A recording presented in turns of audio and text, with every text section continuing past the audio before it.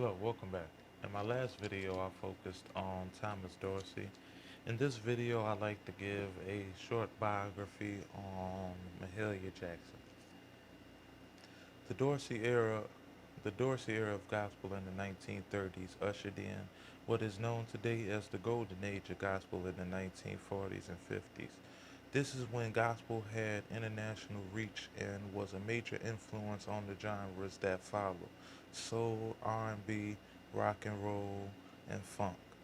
Gospel artists of the time used their tremendous celebrity to impact politics, improve the lives of all people without a voice, particularly African Americans. No one from this time embodied the principles of the civil rights movement and possessed the talents of Mahalia Jackson. Born Mahala Jackson on October 26, 1911 in New Orleans, Louisiana, to Johnny Jackson and Charity Clark. Her parents never married and she grew up under extremely religious and impoverished circumstances. Raised in a devout Baptist family, jazz, card games, drinking, dancing, and other hedonistic behavior was discouraged, to put it lightly. Because of the lack of stability, Mahalia soon moved into her aunt's house, who was also her namesake, Mahala Duke Paul. Next, next door to Duke's house was a Pentecostal church. She never attended a service there, but was amazed at the congregation's use of jubilees, up-tempo percussion, and dancing. Being a New Orleans native, jazz and blues ran through Jackson's blood just as much as gospel. She regularly played Bessie Smith and Ma Rainey at home, with the former being the biggest influence on her vocals. She also had an interest in jazz funerals and second line funeral processions, also called celebrations of life by some in New Orleans. Following years of instability, Jackson moved to Chicago to be with relatives, a part of a massive trend I will dedicate a series to called The Great Migration. When she first entered Chicago, it was a cold winter which she probably wasn't used to, and she was homesick.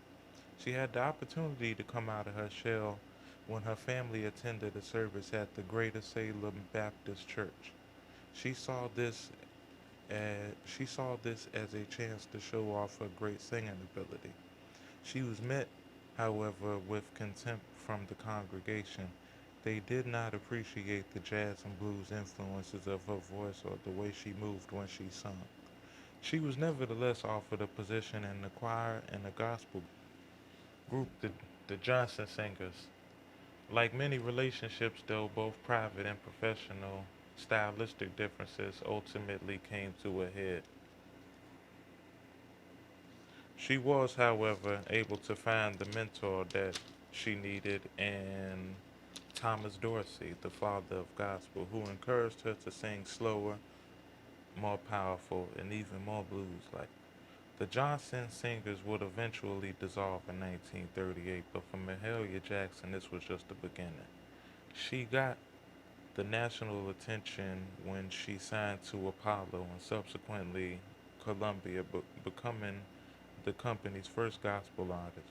She was involved in numerous civil and human rights causes, a personal friend of MLK, LBJ, and Lady Bird Johnson. She was also MLK's favorite artist.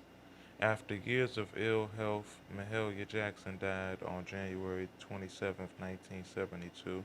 Her accomplishments would take an entire video to list, which I am in the process of working on now. But one of her most important was ushering in an era of gospel known today as the Golden Era. I will talk on my next video about the Golden Era gospel and the Civil Rights Movement. Thank you very much for tuning in. Everyone, please like, comment, and subscribe. Thank you.